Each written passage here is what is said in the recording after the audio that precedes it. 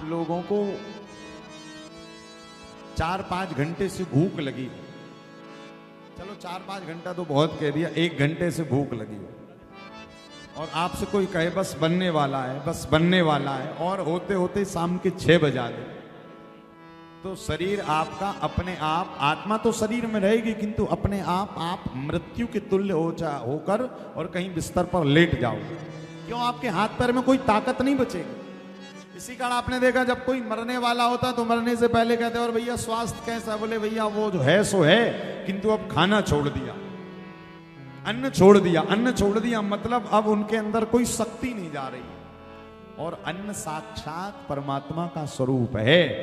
अन्न आपके अंदर जा रहा है मतलब साक्षात नारायण आपके शरीर में जा रहे हैं। और जब कहा जाता ना कि भैया अब अन्न का भी त्याग कर दिया, मतलब अब परमात्मा ने भी अपना कनेक्शन हटा लिया, इसका मतलब अब जाने वाला है।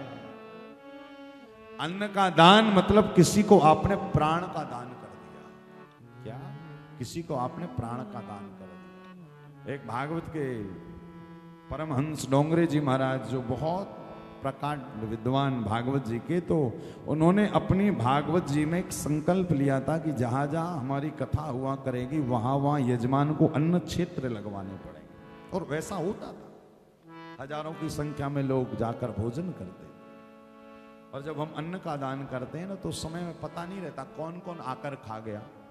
काशी में तो कहते अन्नदान की इतनी महिमा है कि काशी में जहां जहां अन्न क्षेत्र चलता है वहां वहां पर जाकर देवादिदेव महादेव कोई ना कोई फकीर बनकर जाकर उस अन्न का भोग जरूर लगाते।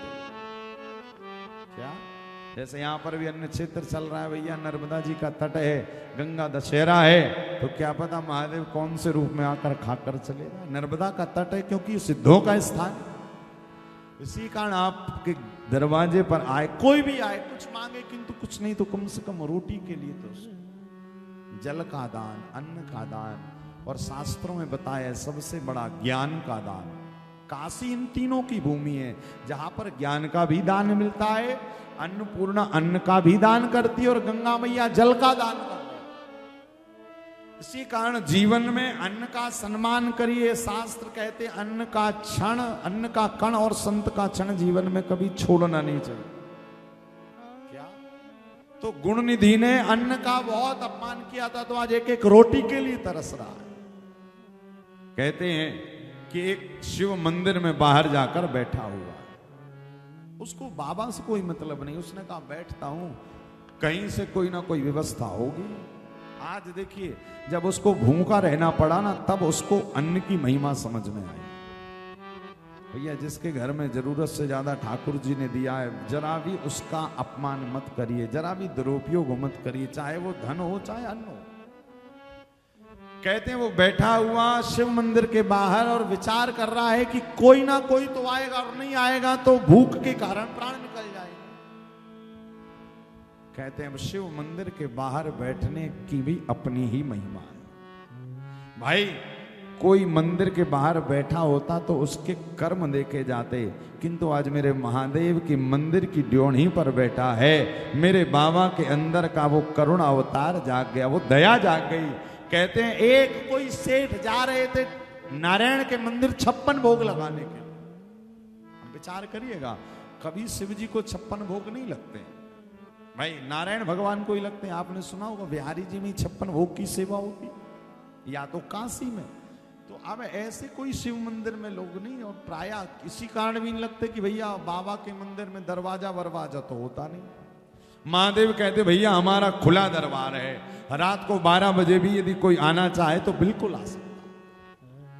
तो महादेव को दया आ गई उस गुण निधि जो भिखारी था ना उस पर। उसने कहा यदि तू किसी और के दरवाजे पर बैठा होता तो शायद पता नहीं तेरा क्या होता। आज तू शिव के दरवाजे पर बैठा है, शिव की ड्योढ़ी पर बैठा है, और मेरी ड्योढ़ी पर बैठने के बाद तू भूखा रह जाए, संभव नहीं है। बाबा ने उसकी व्यवस्था कर दी। एक सेठ जा रहे थे नारायण के मंदिर भोग लगाने के लिए, तो नारायण का पट बंद हो चुका था, दरवाजा लग चुका था। ठाकुर जी शयन में चले गए थे। दोपहर में तो कहते हैं उन्होंने कहा 56 भोग तैयार हो गया, कहाँ लगाया जाए? तो कहते हैं उसी शिव मंदिर पर नजर पड़ी जिस शिव मंदिर पर ये गुणनिधि नाम का भिखारी बैठा। कारे अरे शिव मंदिर मिल गया, एक काम करो चलो यहीं पर चलकर हम भोग लगाते।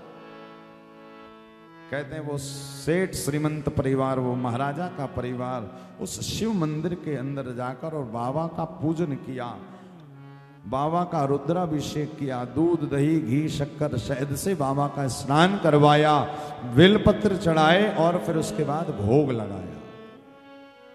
महादेव को जब भोग लगाया, देखिए महादेव के प्रसाद को शिव निर्माल्य कहा जाता है।